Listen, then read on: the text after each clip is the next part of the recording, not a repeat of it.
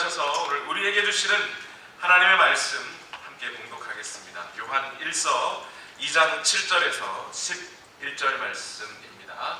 우리 다 같이 한 목소리로 함께 봉독하겠습니다. 시작. 사랑하는 여러분, 내가 여러분에게 써 보내는 것은 새 계명이 아니라 여러분이 처음부터 가진 옛 계명입니다. 그 옛 계명은 여러분이 들은 그 말씀입니다. 나는 다시 여러분에게 새 계명을 써보냅니다. 이 새 계명은 하나님께도 참되고 여러분에게도 참됩니다. 어둠이 지나가고 참빛이 벌써 비치고 있기 때문입니다. 빛 가운데 있다고 말하면서 자기 형제 자매를 미워하는 사람은 아직도 어둠 속에 있습니다. 자기 형제 자매를 사랑하는 사람은 빛 가운데 머물러 있으니 그 사람 앞에는 올무가 없습니다. 자기 형제 자매를 미워하는 사람은 어둠 속에 있고 어둠 속을 걷고 있으니 자기가 어디로 가는지를 알지 못합니다. 어둠이 그의 눈을 가렸기 때문입니다. 아멘. 자리에 앉겠습니다. 오늘 말씀은 요한이라고 하는 이 사도가 쓴 요한 1서를 읽을 때 가장 우리가 염두에 두고 있어야 할 어떤 주의사항과 관련되어 있습니다. 때로는 우리가 전체 숲은 보지 못하고 나무 하나만을 붙잡고 있을 때가 있죠. 마찬가지로 오늘 우리가 요한 1서의 말씀을 읽다 보면 전체 요한이 하고자 하는 말은 이해하지 못한 채 한 단어, 한 문장에만 집중하다가 결국 길을 잃어버리는 수가 있게 됩니다. 그래서 오늘 말씀은 어떤 예화나 또는 여러분들의 관심을 끌만한 어떤 그런 이야기로 시작하지 않고 지난 시간까지 요한 1서를 지금까지 진행해 오면서 우리가 가졌던 내용들을 좀 복습하면서 말씀을 시작하려고 합니다. 먼저 요한은 나이가 아주 많은 사도입니다. 다른 사도들, 당시 12제자들이 요한 빼고 11명의 제자들이 다 죽었습니다. 요한은 이미 나이가 80세가 넘었고 이때 당시 시대에는 AD 약 85년에서 90년경 정도 될 때입니다. 1세대 그리스도인들은 다 죽고 이제 2세대 그리스도인들이 이제 막 교회를 자리 잡고 있을 무렵 그 교회를 목회하던 목회자인 요한이 편지를 보낸 내용이 요한 1서입니다. 요한 1서 지금 설교를 6번인가 7번 했는데요. 요한 1서에 지금까지 우리가 진행해온 말씀들을 요약 한번 해보겠습니다. 첫 번째, 참된 그리스도인이란 어떤 그리스도인을 참된 그리스도인이라고 하지요? 특별한 은사가 있다거나 지식이 있다거나 교회를 오래 다녔다거나 직분이 있다거나 어떤 정통 보수 교단에 속했다거나 이러한 것이 그리스도인을 말해주는 본질이 아니라 그랬죠. 정말 그리스도인은 지금 오늘 여기서 현재 하나님과 교제하고 있는 사람이 진짜 그리스도인입니다. 두 번째로, 하나님은 특별한 은사나 지식이 있어서 그런 은사나 지식이 있는 사람만이 만날 수 있는 것이 아니고 누구를 통해서 만날 수 있어요? 단 예수 그리스도 한 분을 통해서만 하나님을 만날 수 있습니다.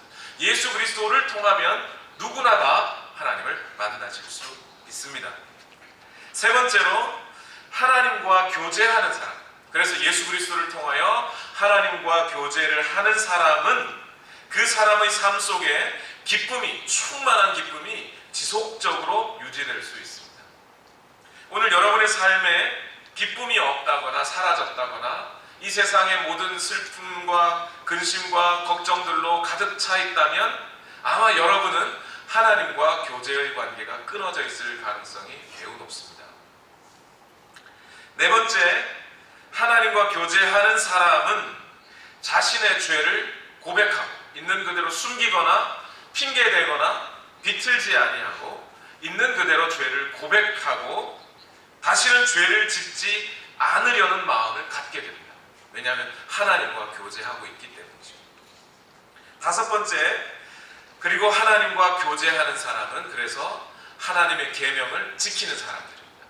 우리가 예수 그리스도를 믿는다는 것, 우리가 그리스도인이라는 사실을 무엇으로 증명해 보일 수 있어요? 우리가 하나님의 말씀, 하나님의 계명을 지키는 것으로 증명해 보일 수 있습니다. 우리가 하나님을 믿는다고 말하면서 우리가 하나님의 계명을 지키지 않으면 그것은 거짓말하는 것이고 하나님을 믿지 않는 것입니다. 자, 여기까지가 지난주의 말씀이었어요. 자, 지난주의 말씀을 통해서 여러분 지난주 한 주간의 말씀을 들으셨습니다. 지난 한 주간 여러분 어떻게 사셨습니까? 말씀을 들었으니까 그래, 이제 그렇다면 내가 하나님의 계명을 지켜보자, 내가 하나님의 말씀을 지켜야지 라고 결단하시고 그 말씀에 순종하기 위하여 살아가 보셨습니까? 그러셨기를 바랍니다. 그런데 그렇게 하나님의 계명을 지켜야지 하면서 살아가면 제일 첫 번째 벽에 하나 부딪힙니다. 어떤 벽에 부딪히냐면 이 많은 성경의 말씀들 중에 뭐부터 지켜야 돼? 어떤 계명부터 지켜야 되지? 라는 생각이 당연하게 들게 됩니다. 그러면 그 계명들 중에 어떤 계명은 지키고 어떤 계명은 안 지킬 수 없잖아요. 그 계명을 지켜야 되는데 그러면 가장 중요한 계명부터 지켜야 되겠죠. 그러면 가장 중요한 계명이 어떤 계명입니까? 그게 오늘 말씀의 출발점입니다. 예수님은 어느 한 율법학자가 예수님께 와서 예수님을 시험하면서 물었습니다. 예수님, 율법 중에 가장 중요한 계명이 뭡니까? 라고 물었어요. 그랬더니 예수님은 마태복음 22장 37절에서 40절까지 이렇게 말씀하십니다. 다 같이 읽어봅시다. 시작. 예수께서 그에게 말씀하셨다. 내 마음을 다하고 내 목숨을 다하고 내 뜻을 다하여 주 너의 하나님을 사랑하여라 하였으니 이것이 가장 중요하고 으뜸 가는 계명이다. 둘째 계명도 이것과 같은데 내 이웃을 내 몸과 같이 사랑하여라 한 것이다. 이 두 계명에 온 율법과 예언서의 본 뜻이 달려있다. 이렇게 말씀하셨어요.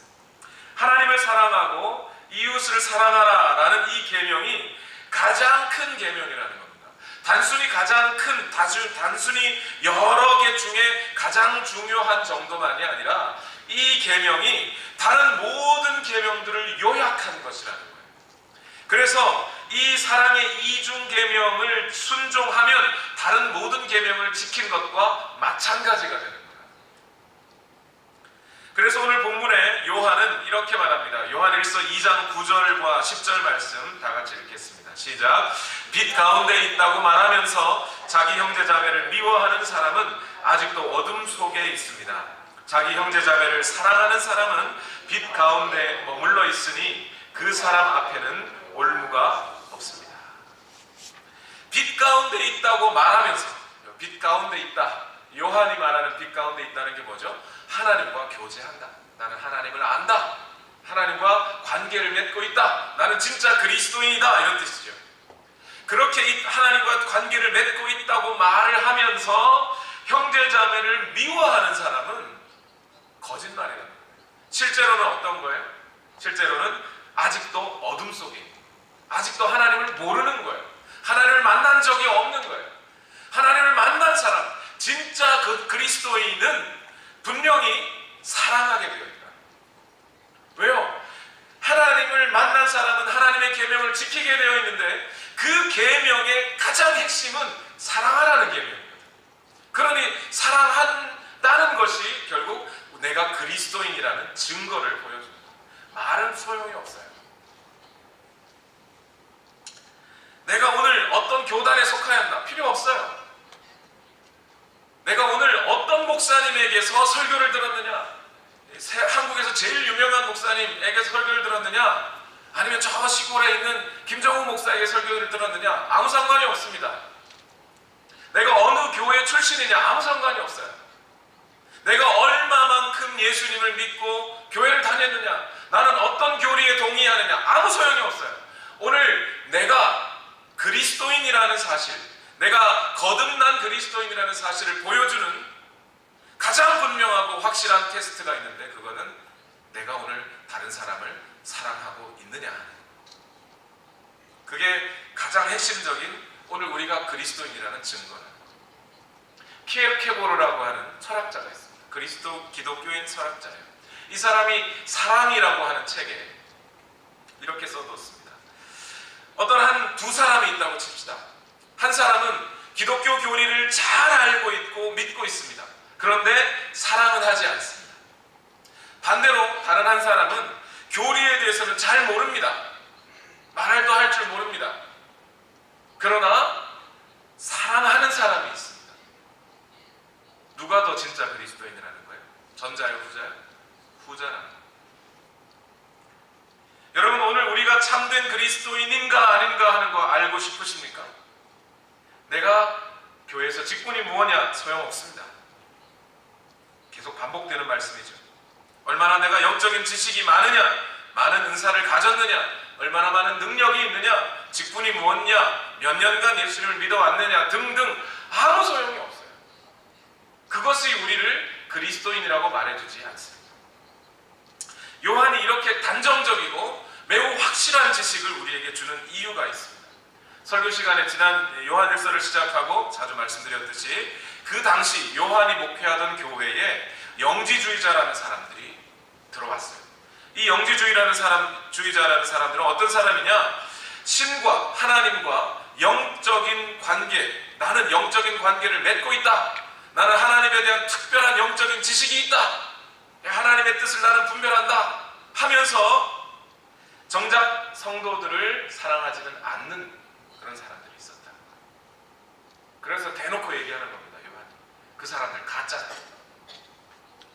아무리 예수님을 잘 믿는 것처럼 보여도 가짜다. 왜? 사랑하지 않으니까. 그들이 진짜 하나님을 안다면 사랑했을 것이다. 얼마 전에 신천지에 빠진 사람들이라고 하는 다큐멘터리가 있었어요. 거기서 보면 신천지에 빠진 딸을 건져내기 위해서 노심초사하는 부모님의 장면이 나옵니다. 이 딸을 어떻게든 끌고 신천지가 가짜 이단이라고 하는 이단이라고 하는 것을 가르쳐주는 상담가에게 딸을 데리고 갔어요. 일주일을 상담합니다. 일주일 계속 끌고 갔어요. 딸은 어떻게든 막무가내로 상담을 받지 않으려고 하고 듣지 않으려고 해요. 그래서 어머니가 옆에 있으면서 이 딸에게 너 왜 이렇게 됐니? 울며 불며 사정을 합니다. 그랬더니 딸이 뭐라 그런지 알아요? 아줌마 왜 이러세요? 아줌마 왜 이러세요? 어머니가 막 억장이 무너져요. 그리고 나중에는 이 딸은 이렇게 말합니다. 제발 나 신천지로 돌아가게 해줘. 나는 거기가 좋아. 내가 좋다는데 왜 못 가게 해? 이 딸은 그 신천지 교리가 진짜라고 믿고 거기 가려고 해요. 그런데 이 딸은 지금 뭐 하고 있지 않아요? 사랑하고 있지 않아요. 부모를 사랑하는 게 아니에요. 그럼 뭐예요? 이 딸은 가짜예요. 가짜 믿음에 속해 있는 거예요. 진짜 믿음이라면 부모를 사랑하라고 가르쳤을 거예요. 이슬람 종교 교육에 무서운 태도가 있습니다. 이슬람은 자기 종교인이 아니면 이슬람 교인이 아니면 다른 종교인이면 그들의 돈을 빼앗아 자기 주머니에 채워도 된다고 가르칩니다. 상관없다고 가르쳐줘요. 그래서 좀 더 극단적으로 나간 이슬람 사람들은 어떻게 하죠? 자기들이 천국 가서 자기들이 천국에서 좋게 잘 살기 위해서 폭탄테러를 합니다. 자살 폭탄테러를 해요. 더 많은 이슬람 적대 세력을 죽이고 자기도 천국 가서 잘 살겠다는 거예요. 이렇게 가르치는 것 뭐죠? 이슬람 가짜라는 겁니다. 진짜라면 사랑하라고 가르쳤을 거예요. 자, 문제는 이단에게만 또는 이슬람에게만 있는 게 아니라 오늘 교회 안에도 이 문제가 있어요. 성경이 진리인 이유는 사랑을 가르치기 때문에 진리입니다. 요한일서 4장 20절에 누가 하나님을 사랑한다고 말하면서 자기 형제자매를 미워하면 그는 거짓말쟁이입니다. 보이는 자기 형제자매를 사랑하지 않는 사람이 보이지 않는 하나님을 사랑할 수 없습니다. 성경은 분명히 사랑하라고 가르쳤어요. 하나님을 사랑한다고 말하면서 눈에 보이는 형제자매를 사랑하지 않는 사람은 그건 가짜라는 거예요. 분명히 성경은 그렇게 가르쳤습니다. 그런데 교회 안에 죄라는 것이 아주 교활해서, 사단은 아주 교활하게 사람들을 속입니다. 교회 안에 이런 잘못된 사랑의 개념을 가진 사람들이 좀 있어요. 예를 들면 저희 미나가 초등학교 1학년 때 일입니다. 학교 갔다가 와서는 엄마 앞에 지폐 2불짜리인가 맞아요? 2불짜리 지폐를 엄마한테 싹 내밀어요. 우리는 미나에게 그 돈을 준 적이 없어요. 너 이거 어디서 났니? 그랬더니 한 백인 친구가 자기하고 베스트 프렌드를 하자고 돈을 주더라는 거예요. 그래서 근데 엄마 이상해. 뭐가 이상하니? 나 원래 말루하고 친하잖아. 원래 말루라는 친구하고 친해요. 그래서 말루라고 하는 멕시칸 친구가 있었어요. 그 친구하고 친한데 그 자기에게 돈을 준 백인 친구가 이러더라는 거예요. 내가 너에게 돈을 줬고 너는 나 그것을 수락해서 베스트 프렌드가 되자고 했으니 이제 뭐 해야 된다고요? 말루하고는 친하면 안 돼. 그러더라고요. 너가 나가 내가 베스트 프렌드니까. 여러분 이게 뭐죠? 너하고 나하고 사랑을 나누자. 그러나 너는 다른 사람을 사랑하면 안 돼. 이거 진짜 사랑인가요? 아니에요. 근데 이런 식으로 사랑하는 것을 가지고 진짜 사랑인 것처럼 오늘날 교회 안에 자기는 사랑하는 사람이라고 여기는 그런 가짜들이 생겨버렸어요. 아주 교활한 방식이죠. 교회 안에서 마음이 맞는 사람, 저 집사님은 저분은 나하고 참 마음이 잘 맞아, 나와 형편이 참 비슷해 라는 핑계로 자기가 친한 사람들끼리 친합니다. 거기까지야 뭐가 문제겠습니까? 그런데 문제는 저 사람과 나는 친한데 나와 경쟁이 될 만한 어떤 사람, 그 사람은 친하면 안 돼. 너는 쟤하고 친하면 안 돼. 그러기 위해서 어떻게 하죠? 이 사람하고 계속해서 저 사람 욕을 합니다. 흉을 봅니다. 쟤는 원래 외모만 가꾸고 있잖아. 쟤는 원래 머리가 나쁘잖아. 쟤는 원래 교만한 애야. 알고 보니 술, 담배 하더라. 있지도 않은 일을 꾸며가면서 그 사람을 흉보고 해서 이 사람으로 하여금 저 사람과 친하지 못하게, 나만 친하지 않고. 이게 뭐죠? 가짜라는 겁니다. 가짜. 마치 유대인들이 우리 금요 예배 때 우리 사도행전을 읽고 있는데 사도행전에 그랬죠. 유대인들이 루스드라에 찾아와서 루스드라 사람들을 막 부추겨서 바울이 복음을 전한 것을 믿지 못하게 합니다. 그래서 바울에게 돌을 던지게 만들어요. 믿지 않는 자들이 아니에요. 하나님을 아는 사람들이 아니에요. 여러분, 만약 누군가가 여러분에게 찾아와서 다른 사람들을 흉을 보면서 나와만 친하자고 하거든, 여러분에게 다른 사람 흉을 보는 바로 그 사람을 향하여 여러분 속으로 외치십시오. 너는 가짜구나. 너는 가짜 그리스도인이다. 여러분, 지금 이 설교를 듣는 순간에 또한 마찬가지예요. 사랑하라라고 하는 이 설교를 듣는 순간, 오늘 내가 나 자신이 교회의 어떤 사역을 하면서 사랑으로 했는지를 살펴보지 아니하고, 맞아, 그 집사님 정말 열심히는 하는데 그 사람 사랑이 아닌 것 같아 라고 어느 순간 내 마음에 그 사람을 비판하고 있거든. 나 자신을 그리스도인이라고 하지 마십시오. 나는 비판을 하고 있으면서 사랑은 하고 있지 않는 겁니다. 어렵죠. 설교 듣기도 되게 어렵죠. 요한 사도의 별명이 사랑의 사도라는 별명을 가졌어요. 그래서 그렇죠. 요한은 자기 자신도 사랑이 많았고 또 사랑을 많이 강조했던 사람이에요.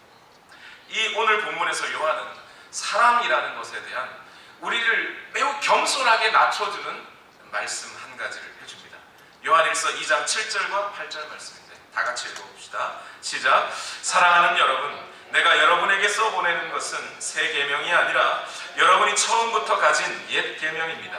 그 옛 계명은 여러분이 들은 그 말씀입니다. 나는 다시 여러분에게 새 계명을 써보냅니다. 이 새 계명은 하나님께도 참되고 여러분에게도 참됩니다. 어둠이 지나가고 참빛이 벌써 비치고 있기 때문입니다. 요한은 사랑하라라고 하는 이 계명이 옛 계명이기도 하고 새 계명이기도 하다라고 우리에게 알려줍니다. 이게 뭔 말이에요 대체? 사랑하라라는 말은 옛 계명인데 사실은 새 계명이란다. 이렇게 말씀하셔요. 이 말씀 속에 정말 중요한 진리가 담겨 있어요.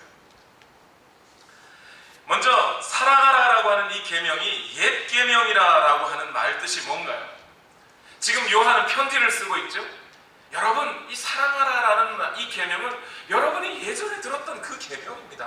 뭐 새로운 계명이 아닙니다, 이런 얘기죠. 그러면 무슨 얘기예요? 이 얘기는 요한은 지금 편지를 쓰는 사람들과 떨어져 지내고 있는데, 예전에 이 요한이 편지를 보낸 이 수신자들과 함께 신앙생활을 할 때가 있었단 말이죠. 목회를 할 때가 있었습니다. 그들이 이제 막 예수님을 믿기 시작할 그때, 그들이 초신자였을 때, 새가족이었을 때 그들에게 뭐라고 가르쳤어요? 그리스도인은 사랑하며 사는 거야 라고 가르쳤다는 거예요. 하나님은 당신들로 하여금 사랑하라고 당신들을 부르셨어 라고 요한이 그들에게 가르쳐줬다는 거예요. 그런 점에서 여러분 이미 들은 얘기 아닙니까? 사랑하라라고 하는 이 계명 이미 듣지 않았습니까? 여러분은 그리스도인이라면 마땅히 사랑해야 한다는 걸 알면서도 어찌 여러분 가운데 영지주의자들이 찾아와서 사랑하지도 않으면서, 상도들을 사랑하지도 않으면서 자기들은 지식이 있다고 말하는 그 사람들한테 그 말 듣고 흔들리고 그러십니까? 라고 하는 얘기예요. 여러분 이미 들었잖아요. 그런데 여러분, 여기서 우리는 한 가지 좀 더 생각해 봐야 돼요. 요한이 이제 막 새로 믿기 시작한 사람들에게 사랑하라고 가르쳤대요. 요한은 어떻게 알았어요? 요한도 자기는 1세대 그리스도인이에요. 그 전에 누구 그리스도인이 있었던 적이 없어요. 그런데 그 요한은 그리스도인이라면 마땅히 계명을 따라 사랑해야 한다는 걸 알았다는 거예요. 요한은 누구한테 배웠어요? 예수님한테 배웠어요. 예수님은 제자들에게 뭐라고 가르쳤게요?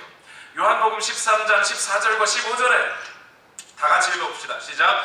주이며 선생인 내가 너희에게 발을 씻겨 주었으니 너희도 서로 남의 발을 씻겨 주어야 한다. 내가 너희에게 한 것과 같이 너희도 이렇게 하라고 내가 본을 보여주는 것이다. 예수님이 세족식을 하면서 너희 서로 사랑하라고 내가 본을 보여준다 이렇게 얘기했어요. 요한복음 15장 12절에 또 이렇게 말씀하셔요. 예수님은 다 같이 읽어봅시다. 시작. 내 계명은 이것이다. 내가 너희를 사랑한 것과 같이 너희도 서로 사랑해라. 예수님이 가르쳐줬다는 거예요. 요한에게는. 그럼 예수님은 또 왜 어떻게 이런 말씀을 가르쳐줘요? 예수님은 또 어떻게? 예수님은 구약의 말씀을 이용했어요. 구약 성경에. 구약 성경에 뭐라고 했죠? 신명기 6장 5절 다 같이 읽어보겠습니다. 시작. 당신들은 마음을 다하고 뜻을 다하고 힘을 다하여 주 당신들의 하나님을 사랑하십시오. 또 레위기 19장 18절에 시작. 한 백성끼리 앙심을 품거나 원수 갚는 일이 없도록 하여라. 다만 너는 너의 이웃을 내 몸처럼 사랑하여라. 나는 주다라고 하나님이, 예수님이 이 땅에 오시기 이전에 모세의 율법을 통하여 이스라엘 백성들에게 사랑하라는 계명을 주셨다는 거예요.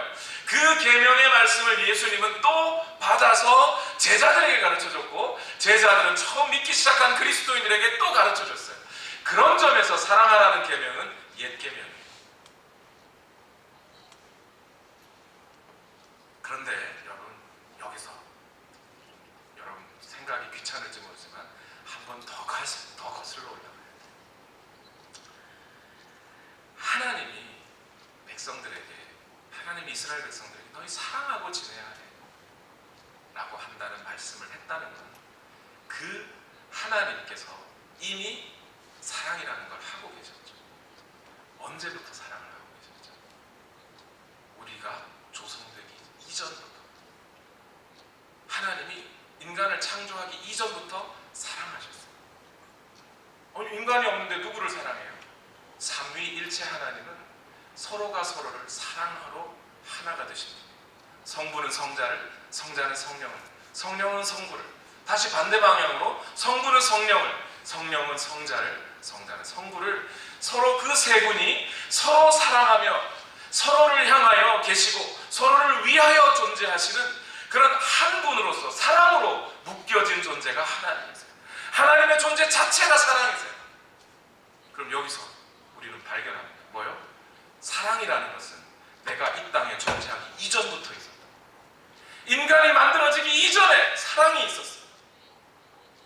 태초에 말씀이 계시니라 라는 이 말씀은 다른 말로 바꾸면 태초에 사랑이 있었다.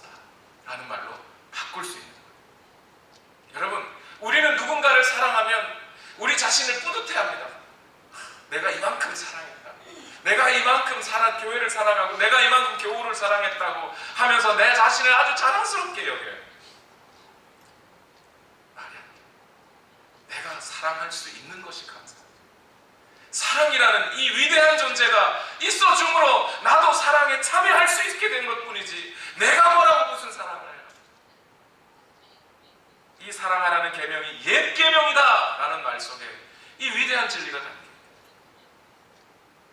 그런데 이 요한은 이 사랑하라는 계명은 옛 계명이기도 하지만 새 계명이기도 하다고 알려줘요.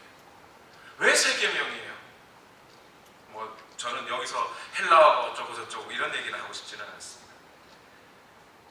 이 사랑하라라고 하는 옛 계명이 오늘 새 계명일 수 있는 것은 하나님을 사랑하고 이웃을 사랑하라라고 하는 내용이나 종류는 변함이 없어요.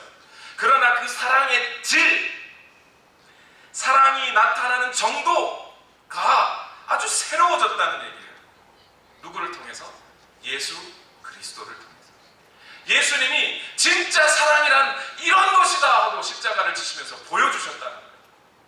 그 전에 율법에는 너희는 이웃을 사랑하기를 내 몸과 같이 사랑해라 이렇게 얘기하셨어요.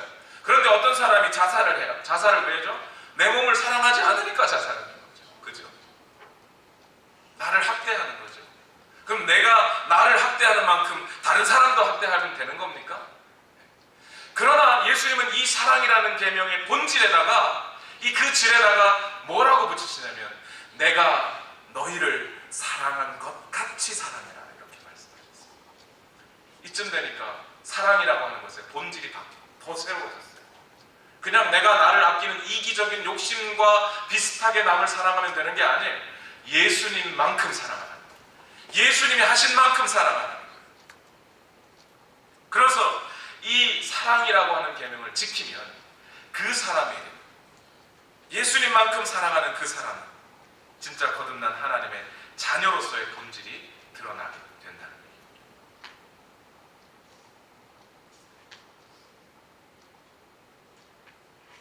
그러니 여러분 빛 가운데 있다고 말하면서 하나님과 사귄다고 말하면서 옛 계명이기도 하고 새 계명이기도 한 이 사랑하라는 계명을 지키지 않는 사람들 그리스도인이 아닐 수 있는 거예요. 훌륭한 목사님의 설교를 듣고 그런 목사님이 목회하시는 큰 교회에서 훌륭한 교회에서 신앙생활을 하면서 자신은 신령한 지식과 깨달음이 있었다고 말하지만 실제로 사랑하지 않으면 그건 거짓말이라. 형제의 한마디에 분노하고 속으로 원한을 풀지 않으면 아직까지 어둠에 있는 것. 이런 사람은 한 번도 빛 가운데 있어 본 적이 없는 사람입니다. 지금도 어둠이 지속되고 있는 어디로 가야 될지 알지 못하는 사람.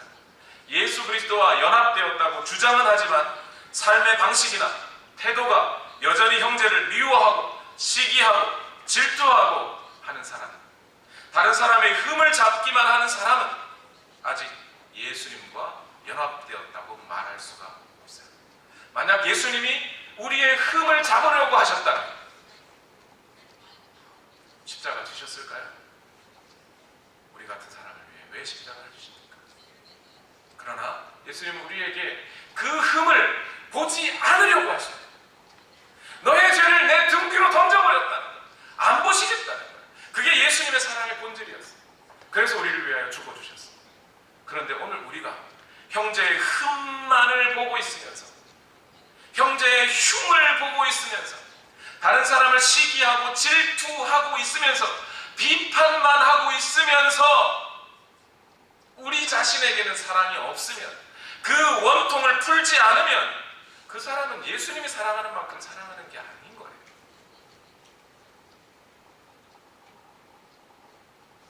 요한은 오늘 본문에서 이렇게 말씀합니다.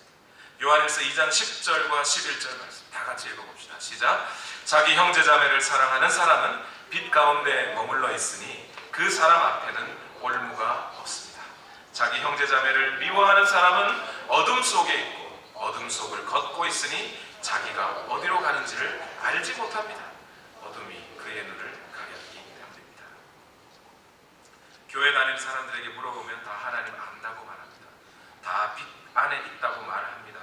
과거의 신앙인들보다 더 많은 신학 지식을 갖고 있을지 모르겠습니다. 그러나 무엇으로 그들이 참된 하나님의 자녀라고 증명할 수 있다는 겁니까? 형제를 사랑하는 삶으로 보여지는 겁니다. 사랑하지 않는 것만큼 하나님의 속성에 어긋나는 것이 없습니다. 반면에 오늘 10절 하반절에 형제 사랑하는 자는 자기 마음에 거리낌이 없다라고 말합니다. 사랑으로 행하는 모든 일에 범사에 하나도 그 마음에 걸릴 것이 없는 자유를 누리게 되어 있다라고 얘기해요. 이것을 어떻게 표현하면 될까요?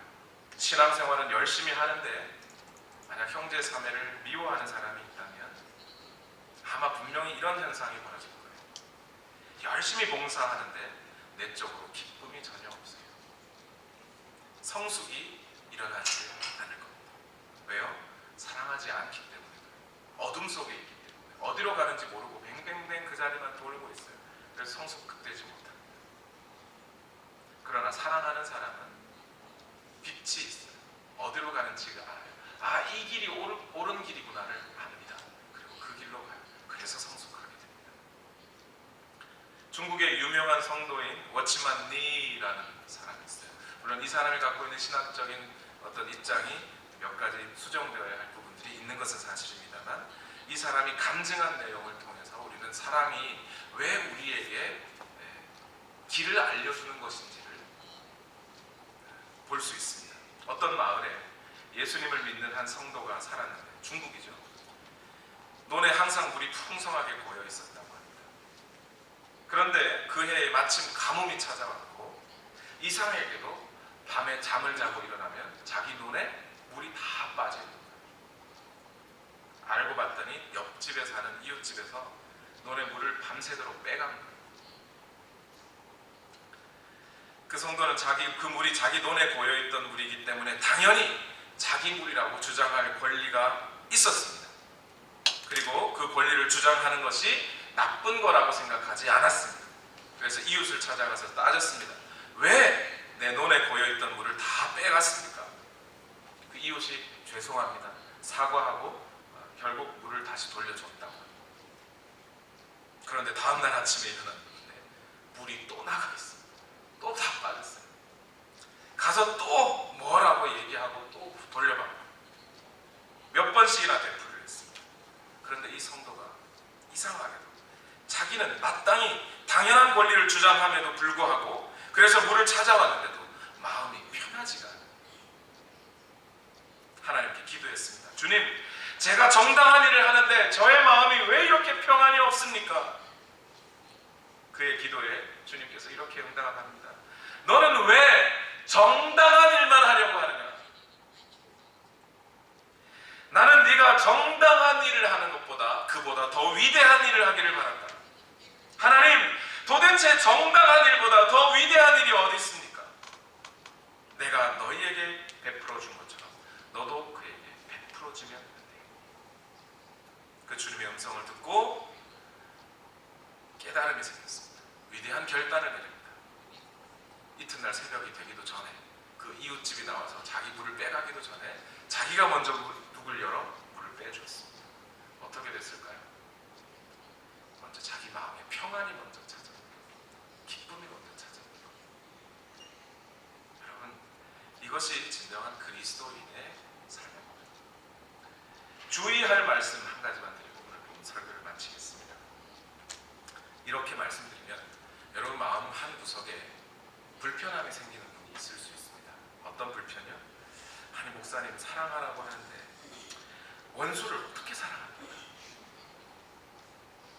난 도저히 원수를 사랑할 수 없어요. 이렇게 생각하시는 분들이 있어요. 성경은 원수도 사랑하라고 합니다. 여러분, 사랑은 감정이 아니에요.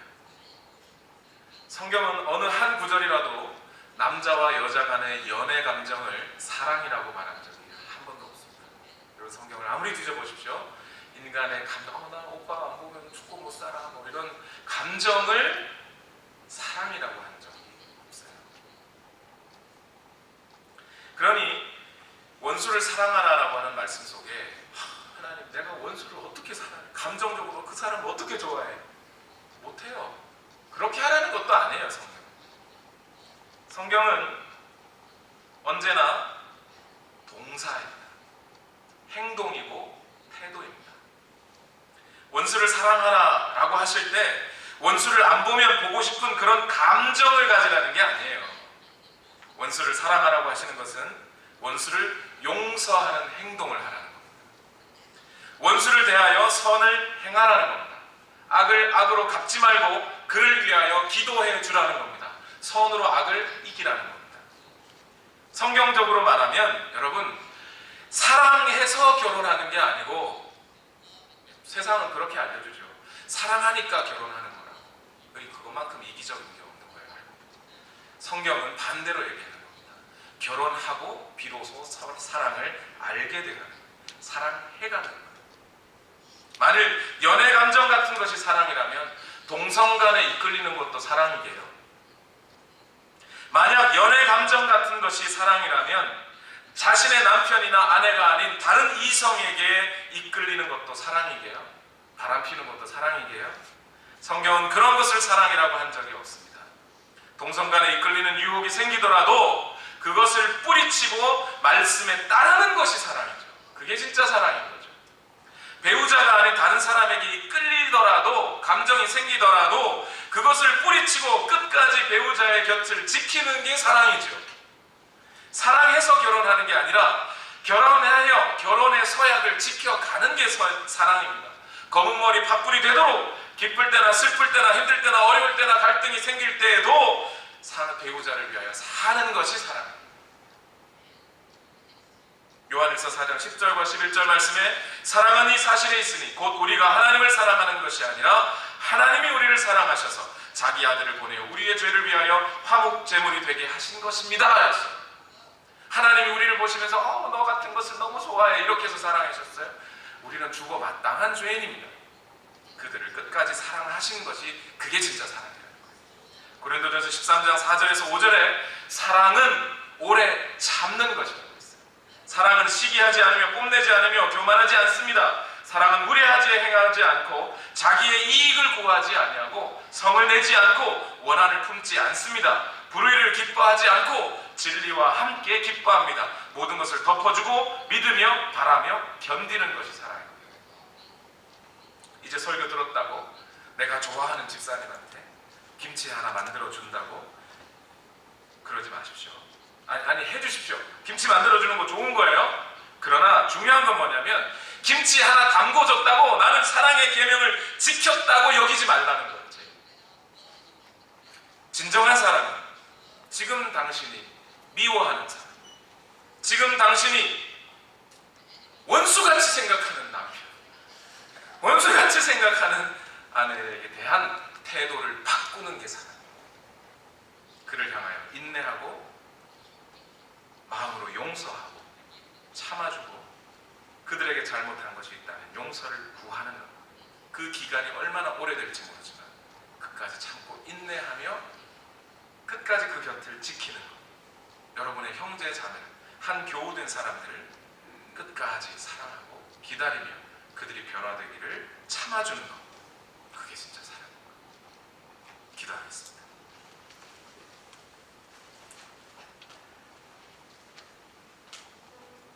우리 이 시간 다 같이 함께 기도하십시다. 어쩌면 오늘 우리가 참으로 하나님을 알고 예수 그리스도를 알았다면 이 긴 설교가 필요 없었을 겁니다. 말하지 않아도 이미 사랑했을 것이기 때문입니다. 설명하지 않아도 사랑이 무엇인지 알았을 것이기 때문입니다. 여러분, 오늘 이 시간 다 같이 진실로 회개하는 마음과 정말 하나님 앞에 간절히 결단하는 마음으로 기도하십시다. 오늘 우리가 하나님을 안다면, 우리가 진짜 그리스도인이라면 오늘 사랑하며 살아가게 하옵소서. 주님, 우리가 그 힘을 주시옵소서. 사랑할 만한 힘을, 마음을 허락해 주옵소서라고 함께 기도하겠습니다. 살아계신 아버지, 오늘도 우리가 주님 말씀, 주님의 기쁨이 영원히 끝까지 사랑하시는 주님 말씀